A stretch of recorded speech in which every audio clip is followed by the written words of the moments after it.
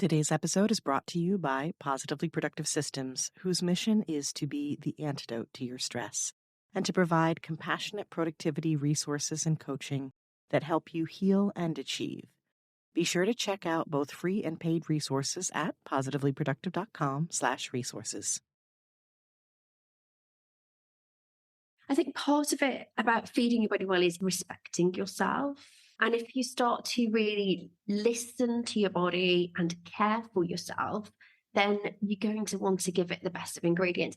I think about reframing how you think about food, particularly what we would label, and I'm doing this inverted commas, healthy food. Healthy food doesn't have to taste awful. You can have really wonderfully tasty food. Hence, me being such a big foodie, is it's my aim to be able to say to people, this tastes amazing, and actually, it's really health promoting as well. So the thing is kind of changing our mindset so that we don't think of it as a negative.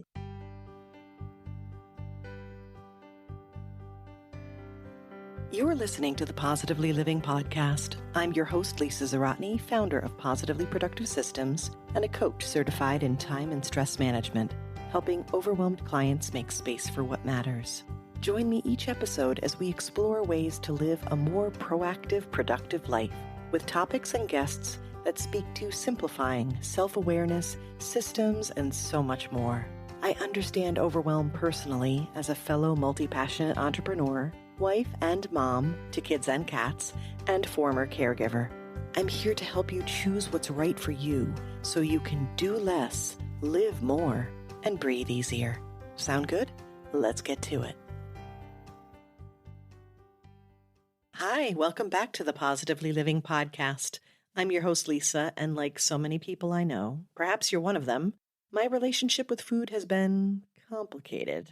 I absolutely love it, but it became the enemy for a while. Thankfully, reflection and guidance from intuitive eating principles helped me move past that, and now I see it as another tool in my toolbox for productivity and living a satisfying life. I think one of the most frustrating parts, especially for us as researchers and questioners, is that there's this constant contradictory noise around food and nutrition. We don't know what to do, what to eat, what's okay, who to believe. And even with sound science to support our choices, the most important part of our relationship with food is our understanding of what it does to us and for us. It's a lot to unpack. We've spoken about this on the podcast in episode 25 on intuitive eating, episode 29 on giving ourselves more, and episode 19 on family habits. In those episodes, we've touched upon how to free ourselves from food and nutrition stories and set up the right kinds of habits to make the best choices. Today, we're going to take a truly holistic look at how we consume food and how to change that to make it work for us, not just as a source of nutrients, but as true nourishment. My guest, Wendy Hill, shares her perspective as both an experienced nutritionist and a total foodie. Wendy's the owner of Hill Start Nutrition Health and Wellness and a naturopathic nutritional therapist, as well as an expert in female hormone health. I became a fan of her and her podcast when it was called Are You Really Going to Eat That?, which I thought was so creative, and I loved how she blended our desires to be well and enjoy food. She shows us how we can do both, and I find that refreshing and encouraging. Her podcast is now called Fab Female Nutrition, and I highly recommend adding it to your listen list. Our conversation today touches upon concepts in intuitive eating and also connects back to ideas you see in the slow food movement. It even relates to principles I teach regarding task switching and energy shifting. One thing you can do immediately is to find a way to transition between tasks. You can access a task transition guided meditation that only takes a couple minutes to do in the Positively Productive Resources Vault at positivelyproductive.com/podcast vault. That includes the promo code podcast for a special listener discount.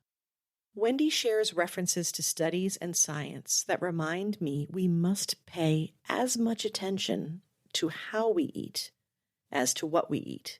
And we're reminded it's not just the food we eat, but so many aspects of our lifestyle surrounding it that matters too. You'll come away from this episode with simple steps and tons of encouragement to find a way to eat right for you. Let's join Wendy to learn more. Welcome to the Positively Living podcast, Wendy Hill. I'd love it if you tell us a bit about who you are, who you help, and what makes you light up. Oh, thank you so much for having me here. So I am a naturopathic nutritional therapist, which just basically means that I spent 3 years studying to say I'm a nutritionist, because no one understands what naturopathic nutritionist is. So I'm a nutritionist. I deal mostly with women, and I'm particularly an expert in female hormone health. So women in midlife. I help women through perimenopause and menopause. And unfortunately, perimenopause happens earlier than many women think. So if you're 35 plus, you might not yet be in perimenopause, but it is about making those changes as early as we can, getting you in the optimum health so that you have the easiest transition into postmenopause, which the Japanese call the second spring, which I just love. I do work with guys as well, but it's most women is the kind of female hormone is where my zone of genius is. And what lights me up, I love food. I am such a big foodie. I always say that nutrition is my business, but food is my passion. Well, I'll tell you, it was the foodie thing that first bonded us. We met in a Facebook group, with podcasters looking to be guests and have guests. And I absolutely was drawn to you by the foodie thing. And back when you've had a change in your podcast, and we'll definitely link to that in the show notes. It's Fab Female Nutrition now, but originally, what was it? Are you really going to eat that? Are you really going to eat that? Yes. And I loved that question. And I love coming at this from a different perspective, because there is so much going on, and especially for women. But listen, if you are a woman listening to this, you'll want to keep your ears open, because there's so many things involved. But, this is good for men too, not only to share with the women they know, but to think about all the connections that are happening in our bodies. And that's where we're going today. I talk a lot about energy management in terms of productivity, because I think it's a place that we don't pay enough attention to.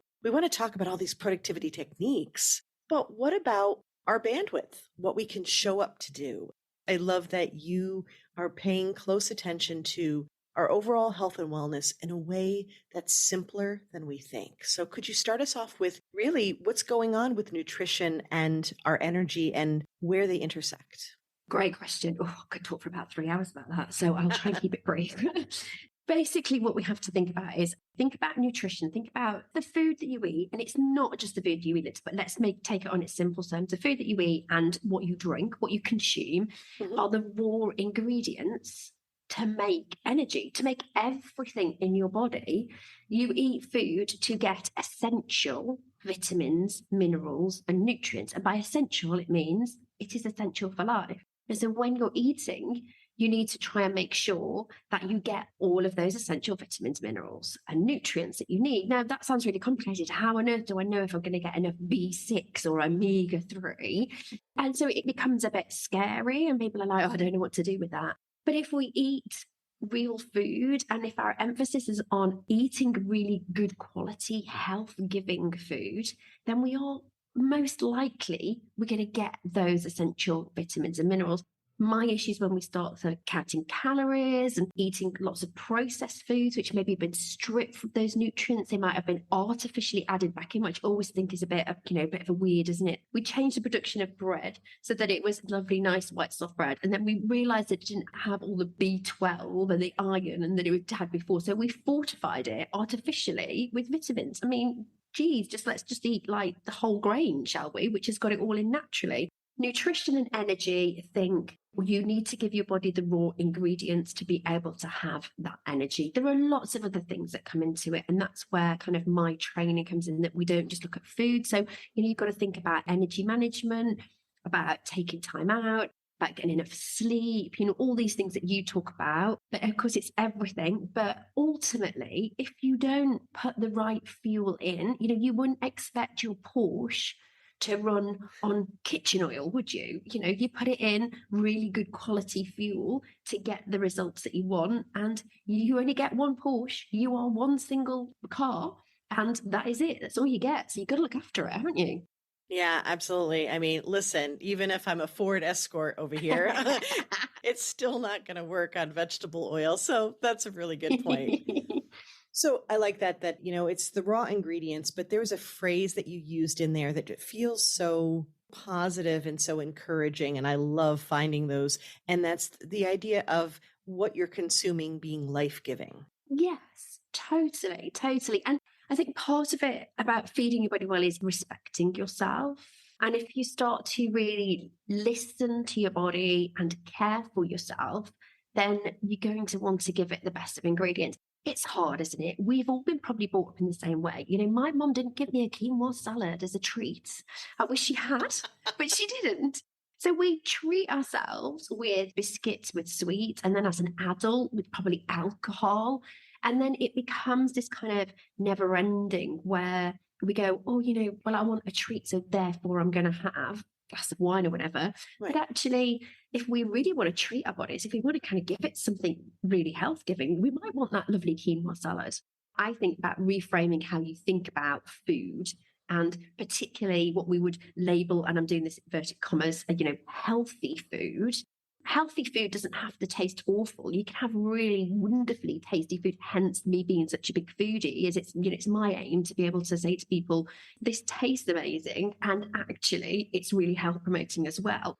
So the thing is, kind of changing our mindset so that we don't think of it as a negative.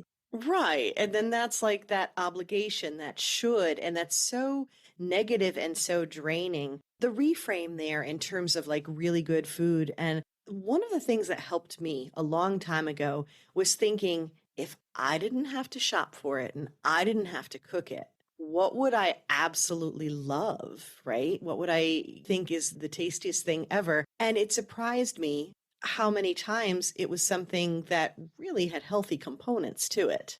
And I've even seen my kiddos do this sometimes where it's like, yes, there's this tendency toward, hey, let's have all the sugars. But then sometimes it's like, no, I'm actually really craving something that's like, not that treat in that sense. But what you said, that of course is like the lens through which I love to see things. We had Megan Hadley on the show about this very thing, is intuitive eating. When you said listen to your body. So you are definitely one who loves food and loves the enjoyment of it. And I appreciate that because so often it feels like the separation. Like you can either enjoy it and deal with the consequences, or it can be good for you and it's cardboard. And we're finding that happy, beautiful medium in the middle, right?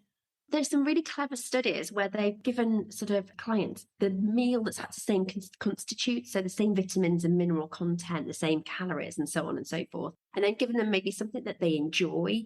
And there's often a familiarity about that. So, kind of your heritage. So they did it pretty much on their heritage. So kind of give them what their traditional food style would be, and then gave them an alternative culture that they weren't necessarily used to and wouldn't be familiar to them. And we absorbed more vitamins and minerals from the food that we enjoy. I mean, how amazing is that? And if we think about, some of your best experiences, some of my best memories are around the table, around food. And if we're consuming food with a negative attitude on the run, then we aren't actually consuming it properly. We talk about the Mediterranean diet a lot as nutritionists, and it's kind of heralded as kind of the ultimate diet. But actually, it's not just about food. The Mediterranean diet includes the fact that they eat seasonally and they take time over food. There's lots of variety. And actually, that is how we should be eating food. We want to activate our parasympathetic nervous system, our rest and digest. The key is in the description. And if we're not resting, if we're not calm, then we just don't digest the food. You can have these lovely memories, getting the family together, eating wonderful food. And I'm a big fan of adding things rather than taking them away. So if your idea of a perfect family meal was a big lasagna, let's say, with some garlic bread, well, cool. I'm really cool with that. Firstly, how healthy can we make the lasagna? So making sure you've got good quality ingredients, good pasta, really good quality meat, maybe swapping some of the meat for lentils, good quality tomatoes, making that lasagna itself as good as it could be. And then saying, actually, what else can I add to that plate to make it more health giving? So you're still having the stuff you love, but maybe add a lovely big green bitter salad or some steamed veggies. And you still have your lasagna, you just have a bit of extra on your plate, which you know is ticking more of the boxes to fuel you. You're not denying yourself. You're not eating cardboard. You're still having the things you love, still having it with your family, but just adding something more to make it more health promoting. I love that. And that's a similar concept to when I'm working with clients and we are trying to shift and adjust habits, right? This could be considered a habit, but it's the idea of having appreciation for and gratitude for what exists. In this case, it's something cultural. It's something that like nourishes us beyond the physical nourishment, right? When we have family meals and things. And that's what I love about the concepts of intuitive eating is that it's just this bigger picture. And what you touched upon, and I think it's so important that it's also the rest and digest part, right? Okay. We talked on the podcast a couple of times now about how important sleep is with Tanessa Shears and biohacking and Molly McLaughlin about sleep, but then also there's just this description that I'm picking up as you say these things that it's not just what you're eating, but how. 100%. I often say this to clients is, you could have the perfect diet, but actually, if you're not taking time out and eating it and ticking some of the other boxes, like you talked about sleep, you can have the perfect diet, but if you aren't eating in the right way, if you're not chewing your food, simple things like that, if you're not calm when you eat. So I recommend just breathing a little bit. Again, if you start to eat lunch, I think breakfast and lunch is particularly a difficult one because you're probably getting the kids ready, or maybe at your desk and you're working, and you're trying to do 20 things. Well, I'm worse with that for trying to type and eat at the same time. But it's kind of like, just take a minute, take a few breaths, and just sort of step back before you do it. Because if you're not, and you'll feel it in your body, and I'm sure we've all been there where we've eaten and you've either eaten something and you can't remember eating it, which in itself is not good, or you've eaten something and then you feel really bloated and uncomfortable. And the reason you feel bloated and uncomfortable is because your digestion wasn't ready. So there's some research around the way we cook in a sort of modern style. So, the whole kind of, in the UK, we call it ping ding food. I don't know if you have that term in the States, but you can imagine it's microwave food, the ping ding kind of thing. I love that. And that whole kind of like, all you do is like stab it and shove it in the microwave and turn it on for 2 minutes and it's done. Well, actually, if you think about food, like when you're preparing a meal, and even if you're in the same environment, so my husband doesn't cook, but he sits in the kitchen with me when I'm cooking and chats with me. And so you start to get those smells, those aromas, your mouth starts to water. Well, your stomach, your digestive juices start. So our body prepares for eating when we are smelling food, being in that environment helps. So that whole, eating on the run, buying lots of pre-packed processed foods, forget the fact that they're not very good for you. Actually, your body's not digesting them properly because it's not ready. Wow. And I'm thinking about how I've seen this play out. Of course, I've definitely had it's the rushing, it's on the go, it's the takeout, it's the in the car, at the computer, all the things that we do when we're trying to multitask. I think we can all imagine those moments and how negative it was, and also how unsatisfying too.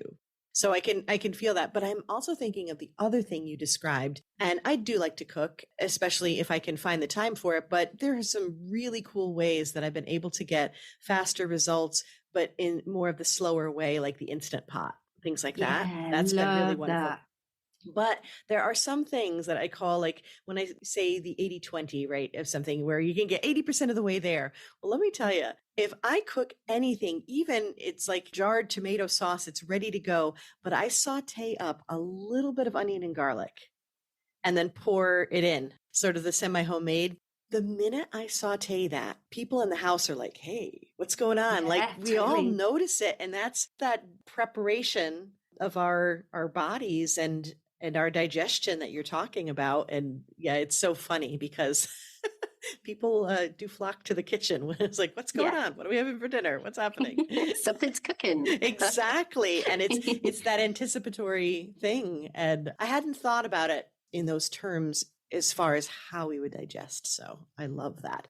And I think so much of what you're describing, you've actually answered the question I have, is what's tripping us up? And I think one of the biggest things it sounds like is the rushing aspect. And I think the strive for perfection as well. I think there's this kind of real, like, I'm not perfect and I don't want to be perfect. Currently, as we said, I'm away for like 4 days in Manchester. And last night I went out and we had a meal at a restaurant. We had a couple of glasses of wine, and that's life. I want to enjoy that. And I think people are kind of like, they feel like they're on it or off it. And I hear it so often. I'm going to start on Monday. I'm going to eat all the junk that's in the house. I'm going to start on Monday, or I've got a shopping booked, and you're like, just start with the next meal, or just start with the next plate that you're having, and make some small changes. For me, we're not after perfection. I think it's the same as when you work with your clients. If you can just make one tiny change the next time you eat, and if you can just make those tiny little changes instead of striving for perfection, because you set yourselves up for a fall. And so instead of doing that, actually, pat yourself on the back for the little successes. Absolutely. It's that celebratory thing where every little step counts. And so it's those little moments that we love to just bypass and think nothing of, that you've added that in. I mean, and it's so funny too, because things like adding in some veggies, that's become fairly easy now. One of the things you talked about on your podcast is like convenience foods. It doesn't necessarily mean that it's processed. I've gotten bags of fresh green beans that are absolutely wonderful, and they're so quick to prepare. Or if you really need to, time is of the essence and you can afford a little upcharge, pre-cut veggies. If there's a store with a salad bar, you can grab just what you need, which can actually be budget friendly as well. So along those lines, I think the idea of slowing down where we can, right? You can rush up to the point, but then having that transition. And I say the same thing about any task switching, but it sounds like it's more important than we thought for eating. Yeah. The idea of releasing the perfection and then adding in the good things that we can, right? Not worrying about taking away, not worrying about being unrealistic, but just adding in. So what other little tips, something that we could, a list of where we can take one thing and walk away today and be like, I'm going to try that? I can. Well, I always say my answer to everything is green leafy vegetables, nuts and seeds. I'm off now. Is that all right? So I say, have a look at your plate, and have you got these 4 things on your plate? And if you have, then you're well on your way. So the first one is, do you have some good quality protein? So that could be a piece of meat, but it also could be maybe some nuts and seeds. It could be some lentils. It could be some quinoa. Then have you got fiber? Now notice I don't say carbohydrate, I say fiber, because I think there's a difference between it. And fiber is really good for our body because so I should say why protein. So protein, so you really need to make sure you get protein with every meal. And that's one of the first stumbling blocks, because breakfast is a really common one, where if you're a cereal eater, you don't really get any protein at breakfast. So really thinking about protein for breakfast. So maybe put some chia seeds on your breakfast, some flax seeds. That would be a really good way of getting some protein in, even if it's just cereal, just pop them on. But then fiber. So fiber is really great at pulling toxins out of the body. It feeds our healthy gut bacteria.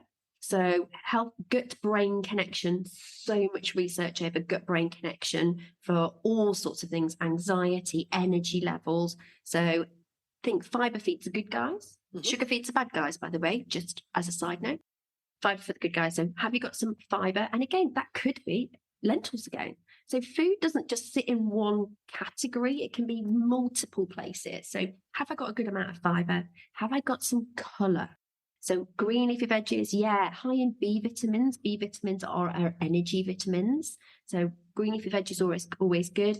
Think colourful berries. And then finally, you want a little bit of healthy fat. So fats, particularly for women, but men as well. But fats we make some hormones from, particularly our sex hormones. So think estrogen, progesterone, testosterone. So you want some healthy fats for making your hormones. So we're thinking there things like avocado, olive oil, oily fish, and the wonderful chia seeds and flax seeds that I mentioned earlier. So you can see how it doesn't have to be complicated. You can kind of just go, oh yeah, tick, tick. Maybe I'll add some peanut butter. I'm a big fan of peanut butter. It's good fat, it's protein, it's full of fiber. If you're going to have toast for breakfast, Could you put in toast with peanut butter, maybe some bananas, some chia seeds, and some berries on the side? So there's a bunch of things. The fats too, if I understood this correctly, also help us in digesting certain vitamins, right? They do, yeah. Fat soluble vitamins. You are. Go on, get you gold star for you. Thank you. So that's vitamins A, D, and E. So they're really good for those. It's really good for our brain health as well. So it's good for joint health, good for brain health. So fats help those, we call them messenger signals. Mhm. So, you think about if you touch a hot surface, that immediately sending a signal to your brain to say that's hot, stop touching it. But that's happening all over your body all the time. Hormones are made in one part of the body. So like cortisol is a hormone, melatonin, serotonin, these are all hormones that are made in the body, but they're made somewhere different to where they're used. So then they have to be moved around, and good fats can help with that as well. So it helps those lines of communication. Wow. I mean, so many reasons for me to eat guacamole. This makes me happy. Oh, my favorite guac is, a good bit of guac. Love that. Love that. Okay. So this combination here, and one of the things you said too, that like feeds right into, pun intended, feeds right into, I'll see myself out, is that you could say, okay, of these four things, there are components like the berries, like the chia or flax seeds, like the fats that do double duty, triple duty, maybe. And so that makes for something fast. You gave us a great idea of like peanut butter on toast and, some berries, flax seeds. Boom, done. That tightens things up in terms of that was easy to prepare. It's quick. And now that opens up the space where you're like, okay, I don't have to rush to put the components together. And now I can take a little of that time to slow down and eat it properly, which will then allow me to get that energy and get those nutrients much more effectively.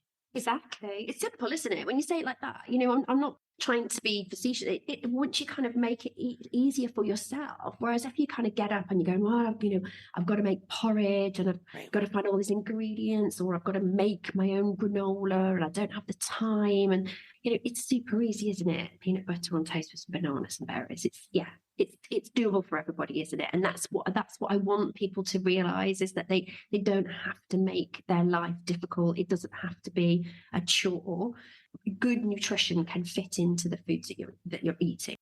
I love it. And again, when you say it like that, it feels so much simpler than what we make it out to be. But I think that's because there are so many contradicting bits of information out there that we feel torn and we feel obligated, as opposed to, I guess, looking at it in its most basic way. And one of the things that you've described on your podcast that I love is this phrase that just look for food that's not messed with. Totally. Yeah. And it's like look at food that you would recognize. It doesn't have to be, like you said earlier, I talk about convenience food, not processed foods. Yep. And so a convenience food might be like a pouch of pre-cooked rice or pre-cooked lentils. I have them in my house all the time. And if you look on the back on the ingredients label, it will say rice as the first ingredient. And then it might say salt and it might say oil. But that should be all it has on the ingredients. But then processed foods are foods that have been kind of messed with. They have to look the same. So firstly, they will have played with it to make it have a certain combination of kind of flavors, of feel, of taste. And then when you think about it, if you go and buy that certain chocolate bar or snack bar, it looks exactly the same every single time you eat it. Go to the supermarket and have a look at apples and tell me how many of them are identical, because they're just not, because that's not how nature made it. And that is the issue that we have, shall I say, in broad terms, with kind of processed food. And if you do have it, then it's a matter of paying attention to what it's really doing to your body, right? Yeah, totally. How does it make you feel? So if that chocolate biscuit makes you feel happy, then have it. That's fine. But then make sure that the rest of what you're eating is actually giving you, remember, those ingredients you need to be able to create the energy, to be able to do all those wonderful things that your body's going to do. So it's not the chocolate biscuit's fault. And if you want it, have it. but actually make sure that the rest of what you're consuming is full of vitamins, nutrients, essential ingredients that you need. And it's just creating that balance. And I really would also encourage you that if you're going to have what I might consider to be, a non-health giving food, shall we say, then make sure you enjoy it if you really want it. Sit down and enjoy it. Actually taste it, chew it, enjoy it. Don't shove that chocolate biscuit in one and feel really guilty about it because you didn't enjoy it. So what was the point in having it? Yeah, that's such a really good point. And it's something that I have been working on for a long time where I'm like, listen, I'm gonna have me some treats, right? I like how you're kind of making that distinction. It's like when I say you don't have like good habits or bad habits, but you have habits that serve you and habits that don't necessarily serve you. And that serving you is your personal choice, where you are in your life, where you are in your health journey, and all of those things. So this is a custom blend that we're talking about. But for me, I have become such a treat food snob where I'm like, okay, so talk to me about really good quality ice cream or cheesecake. Then we're there, but if it's like a cheap cookie at the grocery store, I could bypass that anytime. And it's not because I'm on a wagon or on a diet or anything like that. It's just like, that's not worth it for what it does to me or doesn't give to me and for the taste and everything else. It's just 100%. Yeah. Yeah. And I'm exactly the same. Yeah. I literally bought a little tiny chocolate bar today that was like £2.50 UK. So I think that's probably about $2 or something. And it's like, that's a lot of money. But actually, it's really, really nice. And I'm really going to enjoy it. And it will last me a couple of days. So then I'm like, it's fine. I don't mind. I don't mind paying that. Yeah, I am definitely a treat snob. Definitely. And that goes back to what you said in the very beginning of our conversation, which is respecting yourself, listening to your body and giving yourself what you need. But it's more than just, oh, you need vegetables. It's what you need to feel nourished, satisfied, treated, all of those good things. 100%. Saying you deserve it, isn't it? I like that. Anything else we need to think of as we walk away? There's a bunch of wonderful things we can try. Your 4-plate rule for sure. Little simple steps that we can take. Yeah, I would say my other ones are kind of no's, I'm afraid, but I would think it's important to talk about them is caffeine and sugar, because they are what we traditionally go for when we think about what I need some energy. What you're going to do? You either have a cup of coffee or you reach for something sweet, don't you? So firstly, coffee, caffeine. I say coffee, but caffeine, anything with caffeine in it. Caffeine is a stimulant. There is no getting away from it. It's a stimulant. However, caffeine has a half-life of 6 hours. So if you are having a cup of coffee at 6 p.m., it's like having half a cup of coffee at midnight, which means that most of us are walking around constantly caffeinated. So the first thing, and it does affect our sleep. There is, you cannot dispute the evidence. It really does affect our sleep. So the first thing I would say is if you're going to consume caffeine, can you bring it into the morning? And that might take a while. So I would just say keep like working into the day. So whenever your last cup of coffee is now, make it a couple of hours earlier and a couple of hours earlier until eventually you bring it into the morning. Try to reduce the amount to a couple of cups a day, ideally. And actually, if you can cut it out altogether, you'd be surprised how little you need it. And then the other thing is sugar. And it is a false economy. And there are studies that have shown, as far as energy is concerned, it's a false economy. And the reason being is that we kind of have this crash. So if we eat something and by sugar, I also mean processed foods, because it's about how our body turns into glucose, food into glucose for energy. And glucose is our preferred energy source. But if it's a processed food or if it's a sugary food, it turns it very quickly. And our body produces insulin, which is a hormone, to move the glucose where it needs to be. And if we have too much glucose too quickly, what happens is we release loads of insulin. Our body goes, oh my God, there's loads of sugar, loads of glucose, quick, get the insulin out. But it's not a very balanced reaction. It's kind of like, open those floodgates, let it out. And then what happens is it takes too much. We have too much insulin, which pulls too much glucose out of the system, which means we have the crash, which then means we're going, oh, I'm knackered. I need to get some more energy. So then we get some more sugar or another processed food, and we have the whole thing again. Whereas actually, if you eat something that's more complex, that's harder to digest, that obeys the plate rule, because things like protein and fat are harder for our body to digest. It takes longer.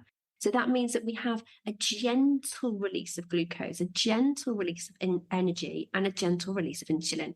So our body uses it how it should be. So try and balance it. So even if you're going for something healthy like a banana, think, hold on a minute, have I got any protein? Have I got any fats? Peanut butter.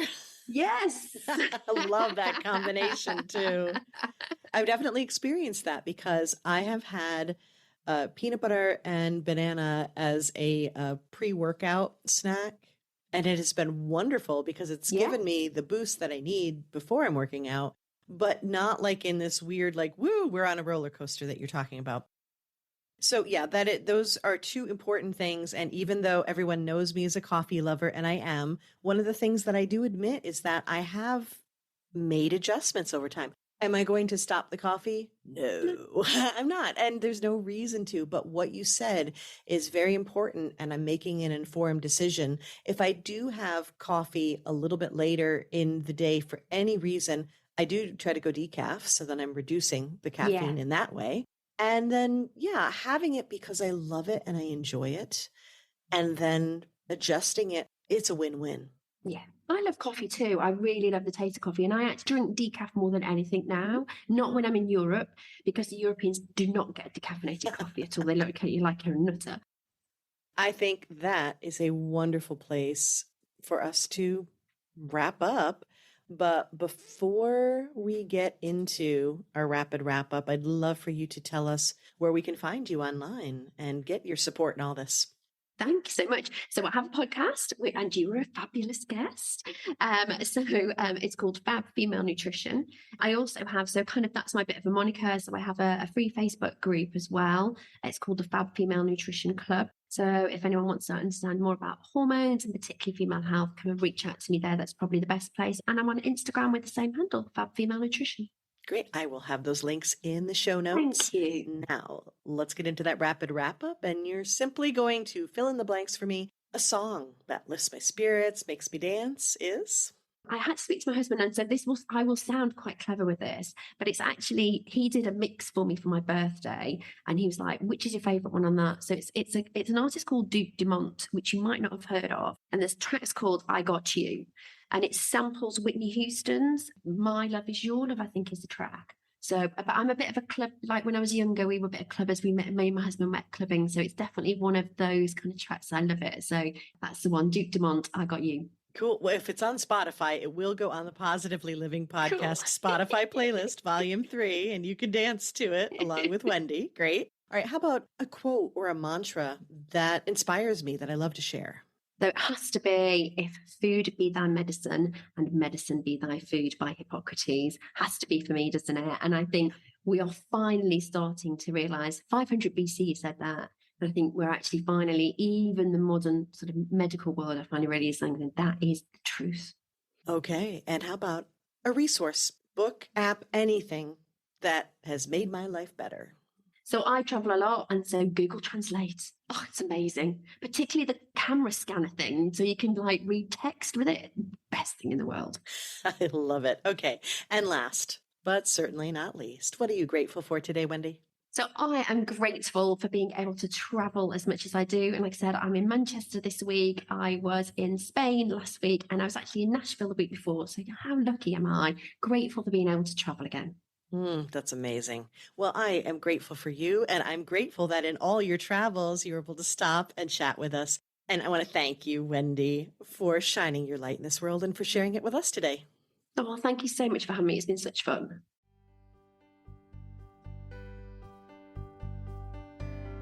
Thank you for joining me today. Your time is precious and limited, and I'm honored you chose to spend it with me.